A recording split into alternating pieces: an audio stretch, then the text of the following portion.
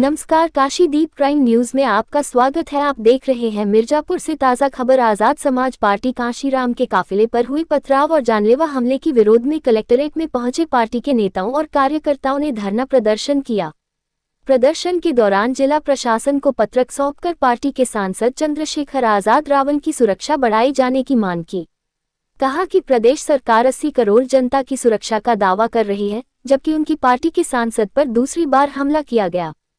जिला मुख्यालय पर पहुंचे आजाद समाज पार्टी के कार्यकर्ताओं ने प्रदर्शन करते हुए जोरदार नारेबाजी की।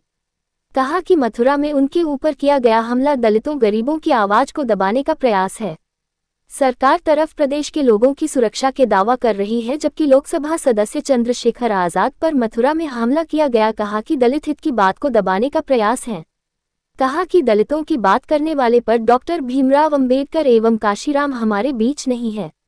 समाज के दबे कुचले लोगों की आवाज बने चंद्रशेखर आजाद एक नहीं प्रदेश में दूसरी बार हमला किया गया, जिसकी कड़ी निंदा करते हुए वक्ताओं ने सांसद की सुरक्षा बढ़ाए जाने की मांग की।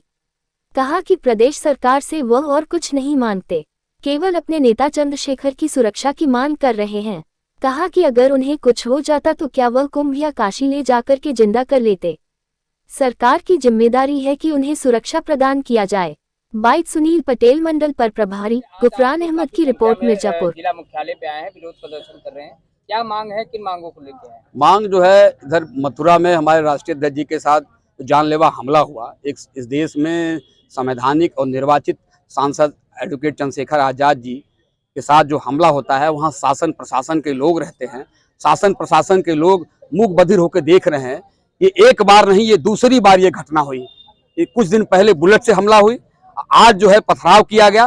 तमाम उस भीड़ में अगर पुनः जो है कोई गोली चला के इस तरह की घटना को अंजाम देना चाहता तो राष्ट्रीय अध्यक्ष जी हमारे बीच में ना होते तो हम क्या करते? हम क्या कर लेते? क्या उनको पुनः जीवित कर लेते? हम उनको कुंभ में ले जाके नहला के या किसी बाबा के दरबार में, काशी विश्वनाथ जी के दरबार में ले जाते तो क्या उनको हम जीवित करा पाते? वेदना हमारी ये है, कोई देख के नहीं गोली चलाता है, कोई देख के वार नहीं करता है। एक बार नहीं, दो बार ये चीजें हो चुकी है। हम अपनी बात को कितनी बार इस बात को रखेंगे? सरकार कहती है कि 40 करोड़ को जो है हमने जो है कुंभ स्नान कराया। आप गलत बोलते हैं, आप भेदभाव पूर्वक काम करते हैं। एक सांसद की प्रोटेस्ट आप जो है एक बात को नहीं समझ पाते, एक सांसद की सुरक्षा मुहैया नहीं करा पाते। हम कैसे मान लें कि आपका जो 40 लाख का कुंभ जो है, आपने वहां गिनती लगाई, टोकन गिन रहे थे क्या? आप वहां बैठे योगी जी अब मोदी जी क्या 2-3 द्वार पर बैठे हुए थे क्या? टोकन दे रहे थे क्या? 1 2 3 4 6 8। जब जाति जनगणना की बात की जाती है तो जाति गणना इस देश में नहीं होती है, और जब कुंभ की बात चलती है तो उस कुंभ में आप गिनती भी कर लेते हैं। तो इसी लगे जो है आप जाति जनगणना भी करा देते कुंभ के दौरान, तो सरकार का राजस्व बच गया होता। सरकार भेदभाव काम करती है, सरकार जात पात धर्म के हिसाब से काम करती है। सरकार हमारे राष्ट्रीय अध्यक्ष जी को सुरक्षा मुहैया नहीं करा सकती। एक बार नहीं, दो बार जो है हमारे राष्ट्रीय अध्यक्ष जी के साथ हमारी वेदना यही है कि उनकी सुरक्षा बढ़ाई जाए, उनकी जो है व्यवस्था में कहीं चूक ना हो, क्योंकि वो एक आम जनमानस नहीं, वो गरीबों, कमजोरों, पिछड़ों, दलितों की बात जो है इस देश में मुखर होकर अपनी बात को करना चाहते हैं। उसी बात को हम लेके यहाँ पर बीच में कलेक्ट्रेट में बैठे हुए मिर्जापुर पर, और मिर्जापुर नहीं पूरे उत्तर प्रदेश में आज की तारीख में 3 मार्च को इस बात को लेके पूरे उत्तर प्रदेश के हर जिले में जो है राष्ट्रीय अध्यक्ष की सुरक्षा मुहैया कराने के लिए सरकार गंभीरता से इस बात को ले। हमारी यही बात है, अगर हमारी बातों को नहीं मांगा गया तो निश्चित रूप से अपने प्रदेश अध्यक्ष, अपने राष्ट्रीय अध्यक्ष जी की बातों का इंतजार हम करेंगे। और चाहे दिल्ली हो, चाहे जो है लखनऊ हो, चाहे हमको विधानसभा घेराव करना हो, चाहे संसद भवन घेराव करना हो, हम वहां पर अपनी बातों, अपने राष्ट्रीय अध्यक्ष की बात को जो है संज्ञान में लेते हुए निश्चित रूप से हम उसकी तैयारी कर रहे हैं। अगर सरकार इस बात पर गंभीर नहीं होती है तो अगला कदम क्या होगा?